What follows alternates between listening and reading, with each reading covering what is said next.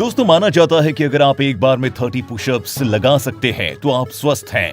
ऐसे लोग जो कि एक बार में 30 पुशअप्स लगा सकते हैं, उन्हें दिल की बीमारियां होने का खतरा 90% तक कम हो जाता है।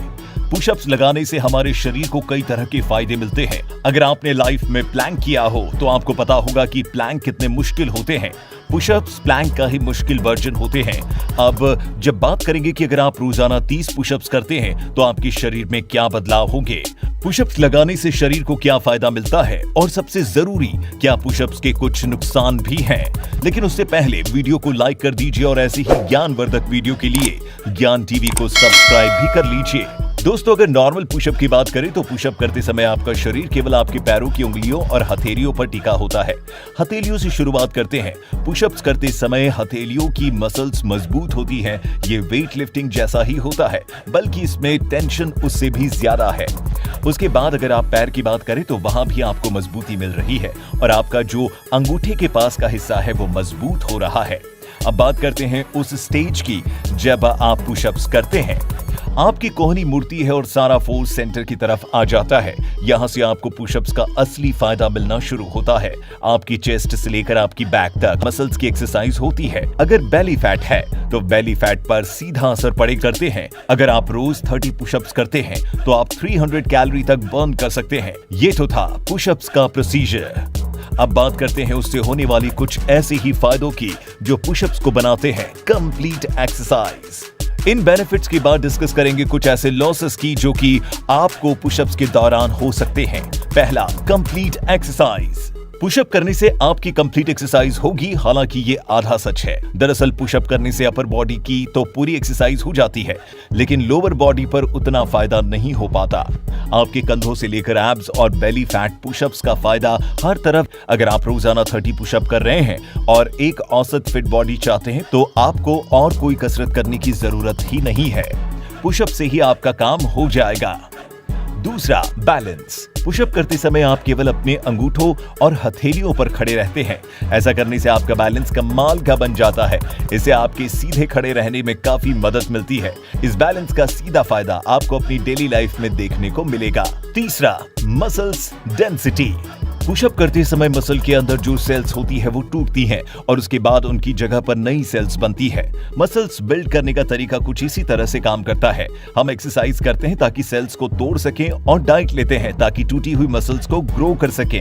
पुशअप के समय ये सेल्स के टूटने की प्रक्रिया काफी अच्छे से काम करती है। Fourth, strong core. 5 से 6 मिनट तक अपने अंगूठे और हथेलियों के बल पर बैलेंस बनाकर रखें और टिके रहने से आप अंदाजा भी नहीं लगा सकती कि आपकी कोर पर कितना असर पड़ता है। गलत पोस्चर में बैठने या चलने से हमारी कोर काफी कमजोर हो जाती है, जिसे हम पुशअप करके फिर से मजबूत बना सकते हैं। दोस्तों, ये थे पुशअप करने के कुछ शानदार फायदे, लेकिन हर सिक्के के 2 पहलू होते हैं। पुशअप के भी फायदे तो हैं, लेकिन उससे जुड़े नुकसान भी हैं, जिन्हें हम रिस्क कहते हैं। ये रिस्क तब उत्पन्न होती है जब आप रोजाना 30 पुशअप करते हैं। रिस्क नंबर 1 ये है कि अगर आप पुशअप करते समय ठीक पोस्चर में नहीं है या फिर आपको पुशअप करना नहीं आता तो आप खुद को कंट्रोल नहीं कर पाएंगे।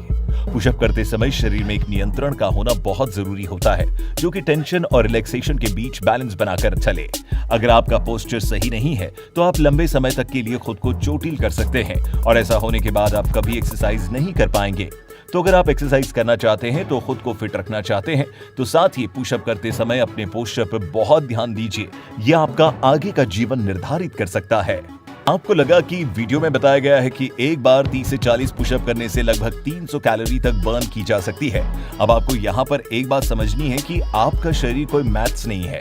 आप गुणा भाग करके 30 से 40 पुशअप को रोजाना का 70, 80 या 100 से 200 बना देंगे और सोचेंगे कि एक्स्ट्रा कैलोरी बर्न होगी, तो ऐसा बिल्कुल भी नहीं होगा, बल्कि आप खुद बर्न आउट हो जाएंगे और आपके शरीर में आपको कमजोरी और इंजरीज देखने को मिलेगी।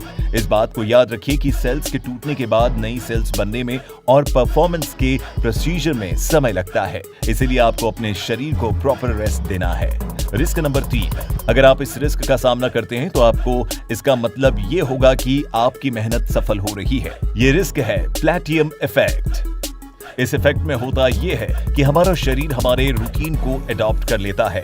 यानी कि अगर आप रोजाना 30 पुशअप कर रहे हैं तो कुछ समय बाद आपको लगेगा कि 30 पुशअप तो कुछ है ही नहीं।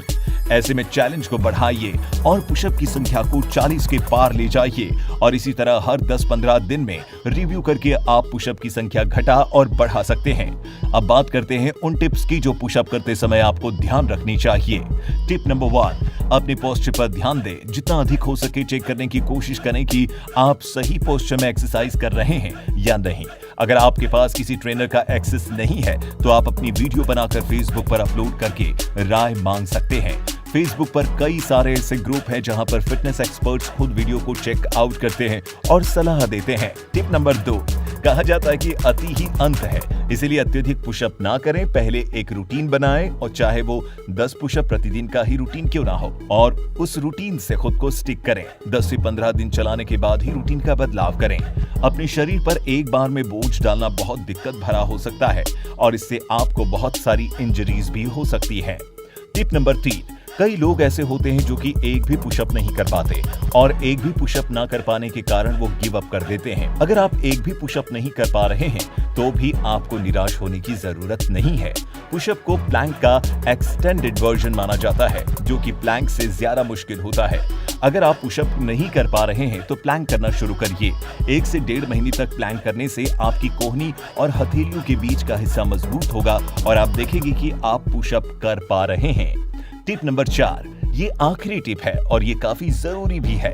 पुशअप को कंप्लीट एक्सरसाइज कहा जाता है जो कि सही भी है, लेकिन पुशअप लेग्स के लिए एक कंप्लीट एक्सरसाइज नहीं है। इसीलिए अगर आप चाहते हैं कि आपकी लोअर बॉडी अपर बॉडी जितना ही लीन हो तो लोअर बॉडी के लिए आपको पुशअप से अलग कुछ करना होगा। रनिंग इसके लिए काफी अच्छा सोल्यूशन साबित हो सकता है। टिप्स के बाद अब बारी है उन पुशअप्स की जो आप वेट लॉस के लिए कर सकते हैं। Number 1, average pushup. साधारण पुशअप भी वेट लॉस में एक अच्छी भूमिका निभाती है। आप शुरुआत में से कुछ दिनों के लिए ट्राई कर सकते हैं, उसके बाद आगे बताई जा रही कुछ और पुशअप पर हाथ आजमा सकते हैं। Number 2, wall pushup. इसे साधारण पुशअप की तरह किया जा सकता है, बस आपको जमीन की जगह दीवार पर टेक लगानी है। ये वेट लॉस में काफी कारगर साबित होता है। तीसरा, इंक्लाइन टोज। इस पुशअप को करने के लिए कुर्सी रखें और उस पर अपने हाथ रखें और पैर के अंगूठे के बल पर खड़े हो जाएं, जैसे आप सामान्य पुशअप में होते हैं। कुर्सी पर अपने हाथ रखने के बाद पुशअप करें। 4th, इंक्लाइन नीज। इस टाइप को करने के लिए पीछे घुमाकर अपने हाथों को कुर्सी पर रखें और उसके बाद खुद को इस तरह से ऊपर नीचे ले जाएं कि कोहनी और कंधे के बीच 180 डिग्री और 90 डिग्री का कोण बने। 5वां, क्लैप पुशअप। पिछली 4 में मास्टर के बाद आप इसे ट्राई कर सकते हैं। इसे करने के लिए पुशअप की फॉर्म में आए, हाथों को उछालें, ताली बजाएं और फिर नीचे आए। ये काफी मुश्किल पुशअप मानी जाती है और आपको इसे अपना ऑल टाइम गोल बनाना चाहिए। तो दोस्तों, ये था पुशअप का विकिपीडिया। वीडियो पसंद आया हो तो इसे लाइक और शेयर कर दीजिए और ऐसे ही ज्ञानवर्धक वीडियो के लिए ज्ञान टीवी को सब्सक्राइब कर दीजिए। धन्यवाद।